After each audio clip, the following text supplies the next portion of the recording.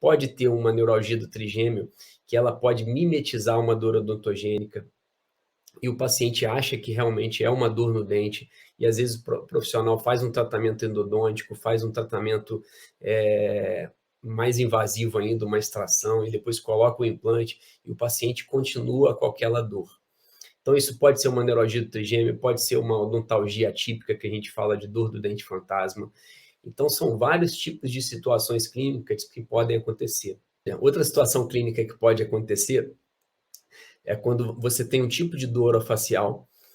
que essa dor orofacial pode ser uma dor muscular, uma dor miofacial, e essa dor miofacial, que é uma dor muscular, ela tem uma dor referida para a região dentária. Então, se você é um endodontista, por exemplo, ou um clínico geral que recebeu o encaminhamento de um paciente que tem uma dor que, a princípio, seria uma dor odontogênica, e você não conseguiu identificar como uma dor odontogênica, se você tivesse o conhecimento na área de disfunção temporomandibular, você conseguiria, naquela mesma consulta, desmistificar esse problema do paciente, solucionar o problema dele e já traçar um planejamento de tratamento. Por quê? Quando você trabalha com disfunção temporomandibular e dor orofacial, você tem o conhecimento suficiente para isso. Uma outra situação clínica que já aconteceu, de paciente que veio encaminhado para fazer, por exemplo, um tratamento de movimentação ortodôntica, porque ele tinha uma má oclusão e achava-se que essa má oclusão era o problema principal daquela dor que o paciente reclamava, que era uma cefaleia, uma dor de cabeça. Então, a gente começou a fazer uma avaliação completa. Então, você imagina você,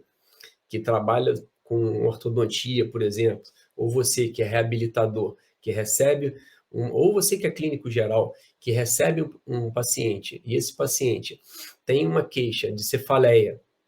e esse profissional já passou por neurologista, por otorrino, e ninguém encontrou nada, ele falou, procura o dentista que deve ser do jeito de você morder, deve ser da sua mastigação. Aí ele vai procurar um dentista, um ortodontista, ou às vezes um reabilitador, ou até mesmo um clínico geral, achando que aquele problema, aquela alteração na oclusão dele está causando aquele problema daquela cefaleia dele. Então, esse tipo de paciente vai chegar para você e você vai falar, não, eu não trato, eu vou te caminhar para tal profissional. Então, esse tipo de paciente você consegue absorver. Então,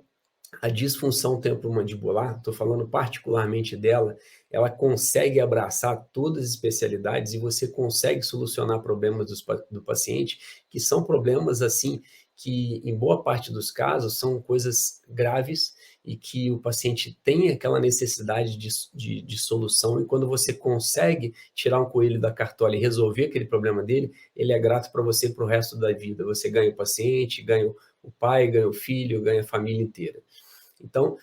talvez nessas situações valha a pena você ter essa especialidade de disfunção temporomandibular e não ficar encaminhando esses pacientes, que dá para você ser um clínico geral e ter disfunção temporomandibular, dá para você ser um ortodontista, um implantodontista, um periodontista, um endodontista e ter disfunção temporomandibular.